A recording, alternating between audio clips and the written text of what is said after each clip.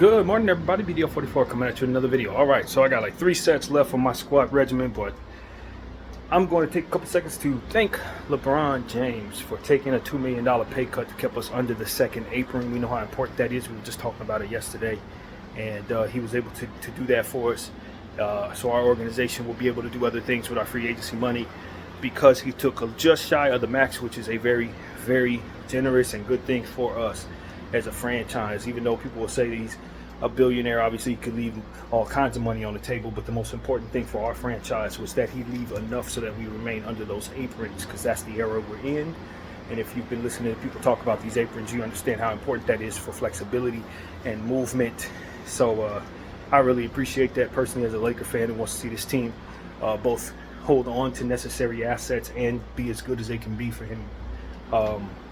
And sometimes I don't lean into the latter very much because I'm more worried about what's going to take to keep our team good. But at the end of the day, when he takes these type of sacrifices, make these type of moves, it really does help the franchise a lot. As a fan, I genuinely appreciate it.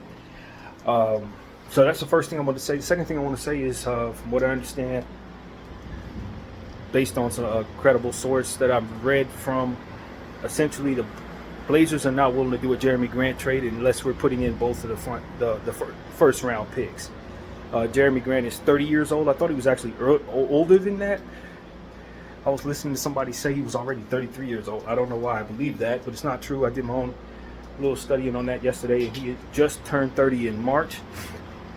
So he's in his prime. He's not too old, and the contract is 3 years, so he'll be 33 at the end of that contract. That's not the end of the world if you're to acquire that contract. However, we only have 3 first-round picks from which to use. I'd like to surplus some of those. Not surplus, obviously, but at least build our way up to some health in regards to our first-round picks. So I'm out on that deal personally. I hope the Lakers decide to go in a different direction. I don't believe that after a year or two you decide to move Jeremy Grant, you're going to be able to get 2 picks for him later on. I don't think so. I don't see him getting better in our uniform necessarily. He will fit somewhat of a need, but he's not that center that we need to guard the bigger Jokic's and Edie's and all these different types of 300-pound dudes. So for me, it's like, do I like having him down there as a help for Anthony Davis? Defensively, sure, but is he going to help Anthony Davis where we've had the most deficiency? No, he's not guarding those people. And from what I understand, he's been on some bad teams, and I'm just taking this from somebody else.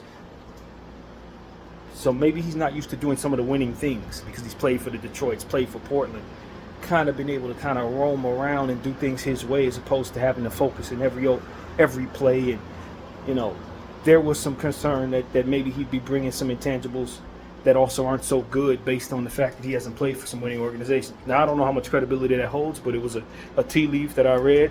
When you're giving up this much for a person, you want to make sure that they're ready to do the job. Maybe there's some questioning about that out there. Maybe. So Jeremy Grant is more so somebody I think is going to help us on the offensive side, even though he's being brought here for his defense if we get him. I think his 40% three-point shooting can really help space the floor if he keeps on continuing to build upon that. And he really is a reliable scorer these days. So while most people think he's coming in for defense, I think what will actually reflect if we get him is the offense. I think he will score 30 points, 25 points. I do have some current concerns about his injuries. He tends to miss games and stuff like that. But that's scared by the fact that he does play for these bad organizations. And so a lot of times bad organizations will allow players to sit longer because they're tanking or because they're not winning and players don't see the urgency to get back on the floor. If they were playing for winning championship-like circumstances, maybe they play through some of those injuries. Maybe those injuries wouldn't last as long or however that goes with sitting out. So that is always something I want to take into account when watching players sit. What team do they play for, and what are the interests or the goals of the team? Also, so that's really, just to end that off with Jeremy Grant. That's what I'm hearing. The Lakers would have to throw in 2 picks to make it work. I understand that the Lakers may be interested in Anthony Simons. We talked about that yesterday. Maybe if Anthony Simons is thrown in, the Lakers would be willing to throw in 2 picks.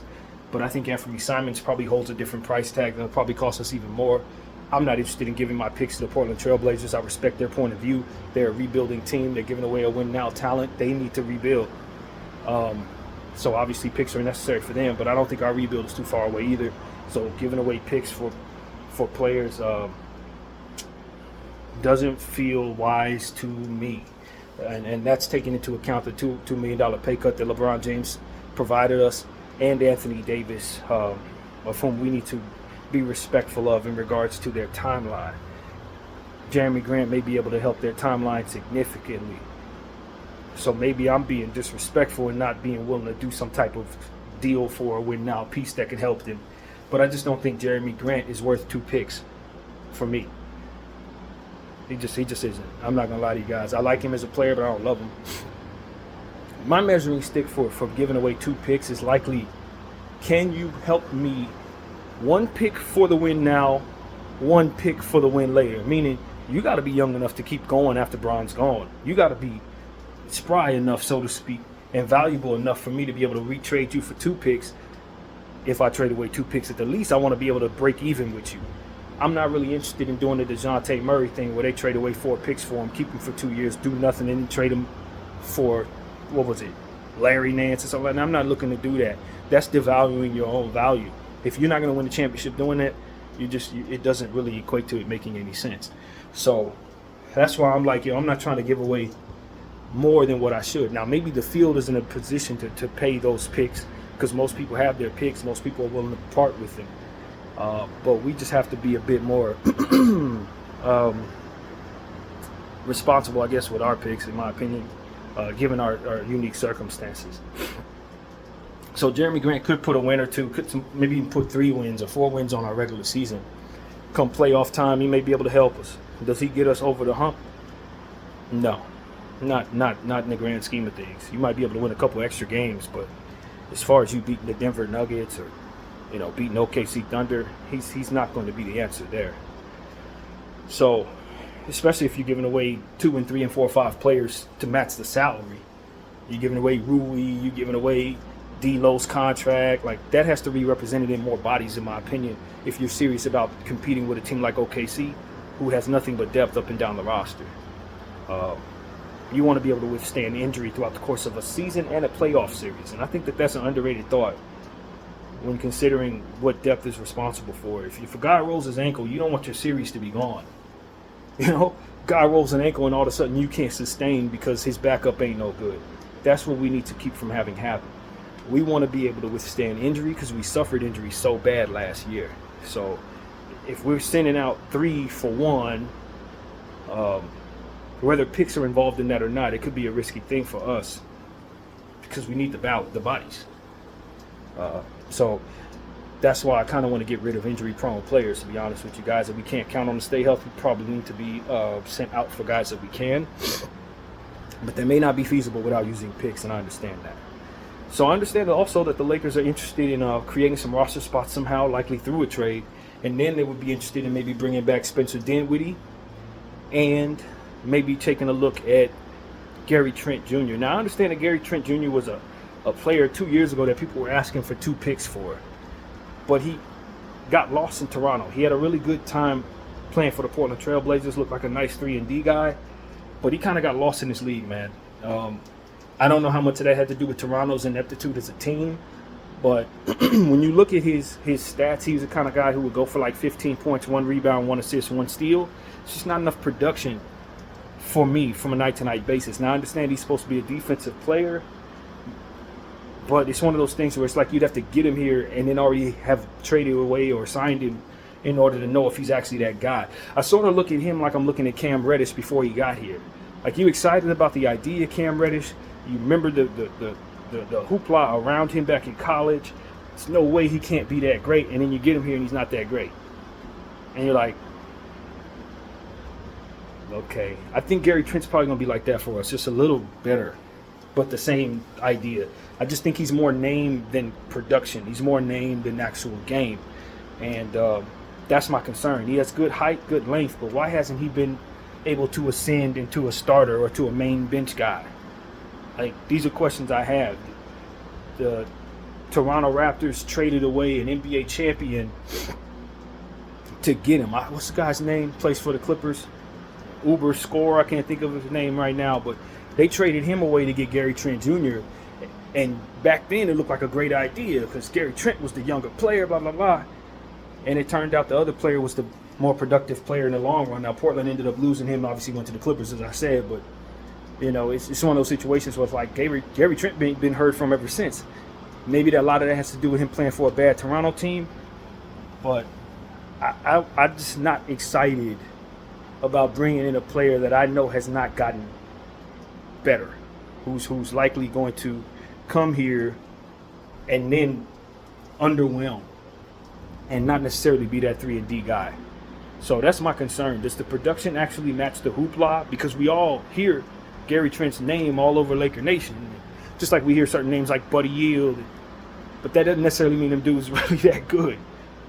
So that's the problem. It's like sometimes we, as a Laker Nation, get caught up in the key names that are rumored, and we think these guys are better than they are, or when we start thinking about what we need to do, those names automatically go to our head, and it's like, but that doesn't necessarily equate to them being the best piece for your unit. That doesn't necessarily equate to you probably being in your best interest to use what it takes to get these people in trade. So that's my thing with Gary Trent. He's a free agent. If we can get him for a small amount, taxpayer vet minimum, maybe that would be a good idea, depending on what else may be available to us. But as far as me seeing him on another team and then just pointing him out saying, bring him here, I haven't seen anything over the last 3 years that makes me think that's something I want to do. I haven't. Not from a production standpoint. He is greatly underwhelmed, is what I would say. Greatly underwhelmed from what we thought he was going to be when he got to Portland. So maybe all he needs is an opportunity to go to a team like the Lakers to re-establish who he is. But I'm worried that he's going to come here and be another one of them dudes that underwhelmed. And we've had too many instances where that's been the case. So that's really what it is. If it's a vet minimum, taxpayer, lowest level, $3 million, $5 million, something like that, I'm fine. I'll live with that. I think he's probably size and height and length and skill set probably what it is that we would like. 3-and-D, somebody who can play some backup small forward, backup shooting guard. Maybe we could put him on players who are a little smaller. But where has he been? Where was the guy in Portland? That's the Gary Trent Jr. we want. What happened to him? Where is he at? Are we getting that player, or are we getting somebody else? And that's my question for Gary. And as far as Spencer Dinwiddie, I thought Spencer Dinwiddie was never asked to do what Spencer Dinwiddie does. We didn't put the ball in his hands not one time throughout the course of him being a Laker, and I thought he still played pretty well within the role that he was given. There were a lot of bad games and non-productive games. There really were a lot. More than what you would expect from him. But I honestly credit that to Darvin, dude. I credit that to Darvin no more and no less than I credit a lot of people's ineptitude on our team last year to Darvin Ham. His schemes, his choices, the way that the team played, all of that was just, it was tough on some of these guys because they were asked to play roles that they had no business playing. He put them at the 3, that kind of stuff he did. So it's like, if you're not going to put a player in a position to do what he does, what he was paid millions of dollars to ultimately do, what he was drafted to be, if you're not going to ask him to do that, then no, they're not going to look very good. I felt the same way about Jalen Hood-Schifino. We drafted this point guard, 17th overall. This guy didn't use him until like 17 games into the season, put him in the game at the shooting guard position when we're down by like 15 points. It's like, this dude is a point guard, fam. He's a pick and roll point guard that takes advantage of the mid-range. That's who Jalen Hood-Schifino is, and this guy put him on the floor, off ball, and then people judge him based on what they see there. It's like, yo, did your coach ever put the point guard in at point guard? No. And in Spencer Dinwiddie's case, it's the exact same thing. Did he ever put the point guard in at point guard? No. Our coach had him playing different roles, just like he said in an excerpt that I read. Coach had him playing the Reggie Bullock role, which is 3-and-D, stand in the corner, catch and shoot, and then get back on defense. That's the role he put Spencer Dinwiddie in. Spencer Dinwiddie ain't never been that role. That's never been who he is. So, for me, it's just like, if you're going to ask Shaq to play the small forward and stick him in the corner, then you're never going to get the Shaq effect. He's going to look like a bad basketball player, and you're going to scream he needs to be Wade. You put him in the center, he can be the most dominant player you ever see. So, it's all about the coach's choices and the coach's vision for the player in this situation. And I just think that JJ Redick will use Spencer Dinwiddie in a more conventional and reasonable way. If I'm being completely honest with you, I expect reasonable play from Spencer Dinwiddie under JJ Redick. So that's what I hope to see. Hopefully JJ has some sense about him and how he wants to use these players, man. That's really important. So that's that, man. As far as Gary Trent and Spencer Dinwiddie, depending on who I'm waiving will determine how urgent it is to bring them in. Because if I'm getting rid of the wrong players, I'm not going to be happy about that. If you want to remove Cam Reddish to bring one of those guys in, I think that's a good idea. I understand that the Lakers have some interest in keeping Jackson Hayes. I do too. I think he's a player who's getting better. I don't have a high ceiling on him, nor do I have a high floor on Jackson, but I think we're starting to reach a space where he's getting better. And from what I saw last year, an athletic center is valuable. A guy who can catch a lob is valuable, especially when you see what the Dallas Mavericks had going on with Gafford and Lively. You definitely want them type of guys on your team going forward. So that's why I'm kind of interested in holding on to Jackson Hayes. I understand his limitations are great, but I think what he could potentially become, if we utilize him correctly, could be real good for us. Really good, man. You stick him next to Traoré, the new Frenchman that we have, and suddenly you have a dynamic like that, where you got a couple guys down there that can catch lobs and help you. Hopefully Jackson can improve defensively. Hopefully Jackson can continue to work on some things that ultimately round his game in the form, because I saw some things defensively that helped us, particularly him in the passing lanes. You would think a center like that would be a shot blocker, but his defensive ability usually is more so about reading the floor and then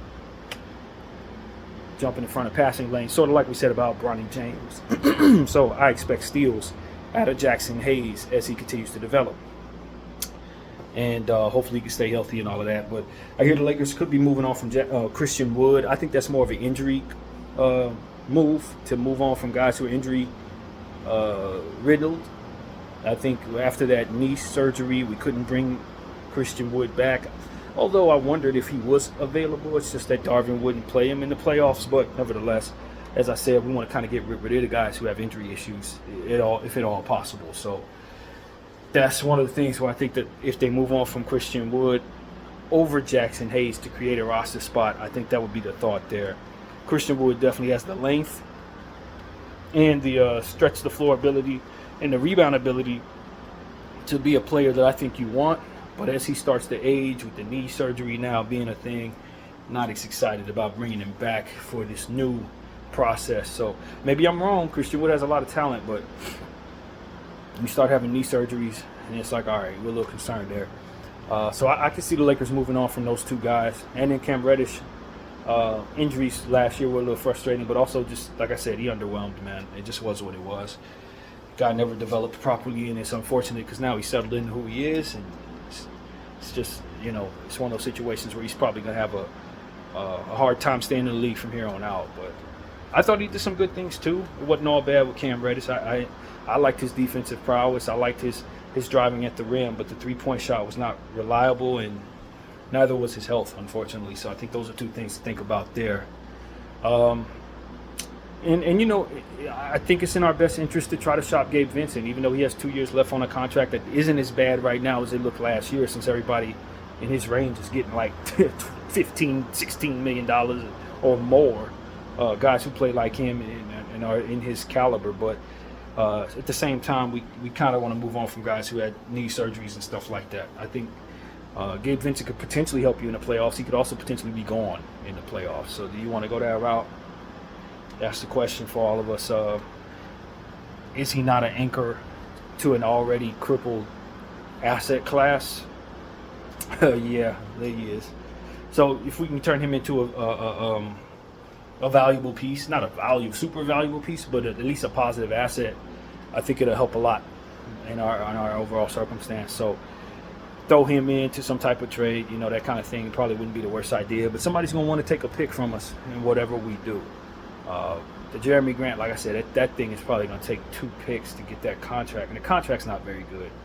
And so why I would be willing to throw in 2 picks from my point of view, I couldn't answer for you. I wouldn't be able to do that if I were Rob Pelinka and Jeanie Buss. So Jeremy Grant staying in Portland, as far as I can tell. They could trade him somewhere else, but as long as the price tag's 2 picks, it's their loss.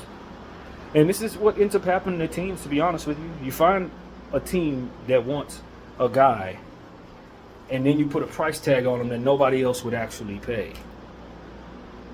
You're going to have a hard time getting rid of that thing, period. You should be happy somebody even wants that Jeremy Grant contract after you signed him to that. So it's like, I've seen teams do this several times. They put these high price tags on guys, and, you know, they don't actually get the price tag that they're put on them. They don't get that return. Later on, they end up settling for half of that. We saw it with OG Anunoby in Toronto. Well, not really. No, Toronto actually got what they were supposed to. Not a good example, but we've seen that before, where you could have gotten 4 and 5 picks for a guy, and you keep the price tag high, and eventually you either lose him for nothing or he loses value. Usually teams that do that, a good 9 out of 10 times, those teams don't win no championships during the era of those GMs. They just don't. And if the object of the game is to build yourself into being a champion, then overpricing something that shouldn't even be on your books in the first place is not going to get you what you're looking for. It's not going to get you the value that you're aiming for, and it's likely going to make it so that people will turn away from you when you could otherwise improve your team in the moment. So I know Portland's aim is not necessarily a championship right now, but more so a rebuild. But you found somebody that's willing to take that ugly contract off of you, you would be wise to just let them take the contract. I understand you need the picks, as we've already said, but you also need to get rid of the contract. And so that's what I would say to Portland. Like, if you're gonna stand on this hill, you go ahead and die on it, because you found somebody who's willing to take the Grant contract. Find me somebody else who's willing to take the Grant contract. That's what I would say to Portland. Does anybody else want this damn thing? Anybody? And you want to price us up because we got 2 picks. Okay, your greed is also kicking your behind, because we're going to walk away. We're going to be fine without Jeremy Grant. One way or another, we're going to be cool with our 2 picks. You still got that thing on your books with a desire to rebuild. So that's what I would say to Portland. Y'all want to overplay your hand and be stupid? The league is already pissed at you for trading Jrue Holiday to freaking Boston for 2 injury-prone players. Y'all want to continue to be like that? Cool. Hold on to that contract. That's exactly what I tell them. I ain't giving 2 picks for that. That's a salary dump, and you know it. Trade it for Zach LaVine if you really want to get rid of it. But don't look at me with only 3 picks and tell me I got to give you 2 of them. No, sir. So that's my point of view, man. I say the Bulls and the Portland Trailblazers deserve one another. Trade that thing for Zach LaVine. Maybe you get 2 picks out of that. You sure as hell ain't getting it from me. So that's what I got to say there, man. Moving on from Jeremy Grant. Personally, Anthony Simons is a hell of a player, but I still am not willing to part ways with 2 picks, even though the Lakers have committed to giving up 2 picks. I don't think Anthony Simons is a player that you can necessarily count on to win in the playoffs. During the regular season, he's going to give you all-star numbers. In the playoffs, he's going to be a target to hunt defensively. And so for every point he makes, he's likely going to give up just being too small to defend. I could be wrong, but I just don't think he's a playoff performer. I really don't. He could be a fantastic basketball player in the regular season, though. He is. Anthony Simons is an all-star level player. When he gets in his bag, he can stretch the floor with the best of them. He is a very elite stretch-the-floor point guard. Problem is, for every point he scores, he can likely be targeted and they can get it back on the other end. So that's why I'm like, I like Simons, but I think his ceiling is a little capped off by just the slight nature of his physical frame. Just like we say about guys like Rob Dillingham and some of the other guys who are just smaller. They're small people, man. Big people are going to teams are going to target them with bigger guards and just get them off the floor. You know, drive at them, shoot over them, stuff like that. I mean, for everything they do, they're just going to get back. So I'm not in the business of trying to target one of those players if I'm actually trying to build a championship, not necessarily. But when you talk about a player who you could probably retrade, I think Anthony Simons is probably a good bet that you can get something nice for him if you get him here and then try to move him again. I don't think he's going to descend in value. I don't. He is what he is, but you know, you put him in the bright lights and he plays like he does in Portland, you're going to see his value increase, I think. So That's what I think about Anthony Simons. Definitely somebody who can go for 35 points in the regular season. We know how hot he can get. So, I think we'll be happy to have him. I think he'll make us happy until playoffs. And then you're like, uh-oh. When Anthony Edwards targets him on every possession, it's like, all right, sit him down. I'm just not signing up for that. Not with what we got going on. And so that's kind of where that stands for me, man. Sometimes size just really is the difference. It just gets in the way. Guys are really good, but if you're going to be a defensive liability, clearly the Lakers should not be picking you up. Because we got that problem with multiple fronts, including Dalton Knecht, who's going to have to work on his defense, man. I don't know that we're going to be able to start him based on some of the commentary and breakdown I saw of his game yesterday when people were talking about he has the length to defend, but he has to develop. You have to really extend some coaching toward him to help him up his basketball IQ on the defensive end. And his reaction timing and things like that have to improve before he's actually ready to start in this league. And so while he can score every point, he's also somebody who's going to give up a lot of points on the other end until he learns whatever is necessary. So that's something that needs to be said. Dalton Knecht defensively is not naturally gifted at all, but he does have the size and length to, if he puts in the work, he can improve and become a solid defensive player for our team. So until he does that, I'm not going to feel all that comfortable about him being on the floor in starting situations. I'm just not. He's going to have to improve defensively, and he's going to have to really put in a lot of work over the next several years to be that. So we'll see if he can improve fast so that by the time the season comes around, he can really learn some concepts. But he has some deficiencies defensively that we are not going to be able to ignore. So that's something that we understood before we drafted him. It is what it is. But that's what it is. And then you slap him next to Austin Reeves. It's like, all right, man. Now we're in a space where we look like we're not going to be that great of a defensive team. I just want to let people know that. Hopefully we can address that somehow by getting the right guys. If we do get Gary Trent Jr., maybe he surprises me and it can turn back into that player. Then you feel a lot better about having him down there. But I think it's one of those situations where we got to be honest about our defensive deficiencies on paper right now. They're there. D'Angelo Russell, Austin Reeves, Dalton Knecht. You're talking about giving up 140 points a night. I'm just being honest with you. You're going to be one of the worst defensive teams in the league, even with Anthony Davis. So, I get it. If people think Jeremy Grant and Gary Trent can be the answer there, I understand. Because that is something that I see on paper that could potentially be even worse than it was last year. Potentially. So, that's concerning, man. That really caps off our ceiling. But salute to Kobe Minute that passed about 3 minutes ago. I always forget that these days. But nevertheless, it's one of those situations where you just want to see the team, use the $2 million that LeBron James left on the table so that we can make some moves that ultimately keep us under the second apron while improve us defensively and size-wise. I think if we can get that center somehow, that would really be the answer for me right now.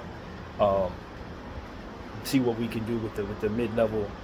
I mean, the taxpayer mid-level exception, I guess is what you call that. You could pay the guys $5-6 million. Maybe we can get ourselves a nice player in that way, or trade for one somehow. But we got to improve our defensively on the wing, and we have to improve defensively in the paint. Offensively, I think we'll be just fine, though. So all of this is leaning on the idea that Bron and AD make it out of the Olympics healthy. And that's another thing that concerns me to a degree. You make some big move, moving all these 2 picks and all this, and one of them dudes go down in the Olympics. now you've thrown away not only win later assets, but your core is not going to be helpful in the regular season to help, win the necessary games to make any of it make sense. In some weird way, though, as I've said many times, the market is not dictated by my watch and my timeline. I almost feel like it makes more sense to wait until after the Olympics to make a big move. You know what I'm saying? See if our core can make it through that thing healthy. And knowing that they do, then we can go forward with the win now move. Because if they mess around and get hurt, or one of them goes down for the season or something crazy like that, knock on wood, I don't need to be making no moves that's going to win now. One of those two is not going to lead you to the finals. Both of those two with the right requisite pieces can do that. But if you're missing Bron or AD, you ain't going no damn championship. So that's really what it's about, man. And yeah, that's pretty much my thought. I don't think every team is aiming to be champions. I think some teams are aiming to just be solid, make the playoffs, and that's good enough for them. I'm never thinking that way. Never in a million. I'm never thinking that way. Either I'm looking to bottom out and start over so I can build a champion, or I'm trying to take what I have right now and make it a champion. But that's not always feasible, as we know. And so that's just what it is. But that's how I'm thinking. Either championship or bust. BDL44. I thank y'all for watching. I'm out.